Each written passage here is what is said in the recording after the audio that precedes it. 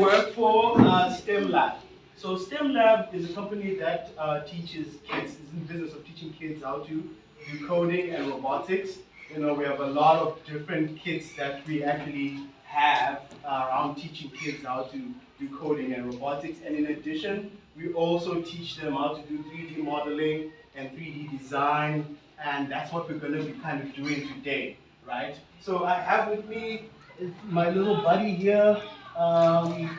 We call him, I don't know, here's one of the robots that we use, actually. So what we're going to be doing today, basically, is teaching you how to model in 3D so you can actually 3D print objects.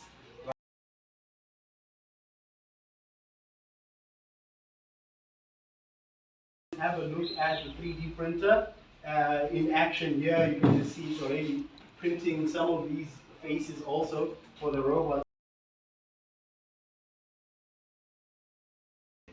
Who's excited to get started? Yes. Yeah. Have any of